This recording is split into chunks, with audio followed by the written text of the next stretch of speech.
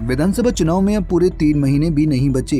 ऐसे में हर राजनीतिक पार्टी अपना पूरा जोर जनता को लुभाने में कर रही है और दूसरी पार्टियों को कमजोर करने में भी। इसी कड़ी में वीरवार को हरियाणा विधानसभा के डिप्टी स्पीकर पानीपत पहुंचे और उन्होंने जमकर प्रमुख विपक्षी पार्टियों पर निशाना साधा। गंगवा के इनेलो को लेकर कहना था कि इनेलो अब 2 फाड़ हो चुकी है और जनता में भी अपना विश्वास खो चुकी है। हाल ही में हुए लोकसभा चुनाव में इनेलो का हाल दिख ही गया था। अभी लोकसभा का चुनाव आपके बीच में था। लोकदल, इंडियन नेशनल लोकदल के कितने वोट आए हैं वो आपके सामने है। और अभी क्योंकि चुनाव है, हर पार्टी अपने अपने दावे करती है, उनको भी अपने दावा करने का अधिकार है।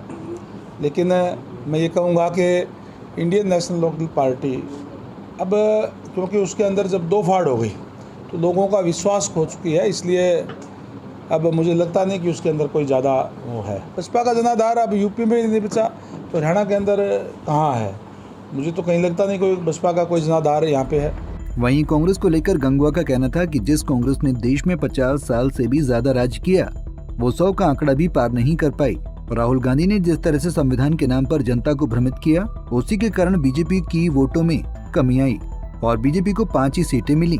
भारतीय जनता पार्टी, अगर मैं देश स्तर की बात करूं तो पूरे देश के अंदर जिस कांग्रेस पार्टी ने लगातार इस देश में 50 साल से ज़्यादा राज किया, उनकी 2 बार सत्ता से बाहर होने के बाद भी 100 का आंकड़ा भी वो नहीं छू पाए। और हरियाणा प्रदेश की अगर मैं बात करूं तो ठीक है कि हम और ज़्यादा उम्मीद कर रहे थे, लेकिन 5 सीटें हमने जीती है, 5 सीटें कांग्रेस ने जीती है। और कांग्रेस ने ये जो चुनाव था लोकसभा का, ये बीजेपी वर्सेस अदर्स था। बाकी सारे एकजुट थे और बीजेपी एक तरफ थी। और इसके अंदर भी मैं ये कहूँ कि विशेष रूप से जो राहुल गांधी जी ने जो भ्रमजाल फैलाने का काम किया कांग्रेस पार्टी की तरफ से, संविधान की पत्रिका हाथ में लेकर के, और उन्होंने बार बार ये कहा कि भारतीय जनता पार्टी को सरकार के लिए तो 272 सीटें चाहिए, 400 किस लिए चाहिए इनको, और ये संविधान बदलने का काम करेंगे। और वो कहीं न कहीं उसमें वोटों में थोड़ा बहुत डेंट लगा है, जिसका कारण ये जो है हमारे जो सीटें कुछ घटी है हरियाणा के अंदर। लेकिन अब हमारा जो कार्यकर्ता है जा कर के उनकी सारी पोल खोलने का काम भी कर रहा है, लोगों को बताने का काम कर रहा है, लोगों के समझ में भी आ गई है।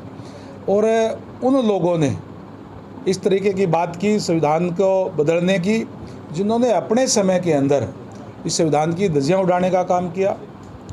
1975 के अंदर जब इमरजेंसी लगाई गई तो मेरे ख्याल से इतने जुल्म जातियाँ अंग्रेज़ों के समय में भी नहीं हुआ जितना इमरजेंसी के दौरान कांग्रेस की सरकार ने करने का काम किया था। अभी दुष्यंत चौटाला जी जहाँ भी प्रेस कॉन्फ्रेंस कर रहे हैं, ये कह रहे हैं कि बीजेपी के साथ जाना उनकी गलती रही है। आपको नहीं लगता कि 4.5 साल बाद उनको ये याद आया कि हमने गलती की? नहीं, वो गलती सुधारने के बाद में लोकसभा चुनाव तो अलग लड़ा था उन्होंने, और लोकसभा चुनाव के अंदर कितने वोट आए वो सारे आपके सामने हैं। जैसे मैंने कहा, प्रजातंत्र है, प्रजातंत्र के अंदर जो पार्टी लोगों का विश्वास खो देती है फिर वो उठ नहीं पाती है। आज ये हालत मैं समझता हूँ कि दुष्यंत चौटाला जी की पार्टी की भी है और ये हालत इंडियन नेशनल लोकदल की है। बसपा का क्या जनाधार है हरियाणा? बसपा का जनाधार अब यूपी में ही नहीं बचा तो हरियाणा के अंदर कहाँ है? मुझे तो कहीं लगता नहीं कोई बसपा का कोई जनाधार यहाँ पे है।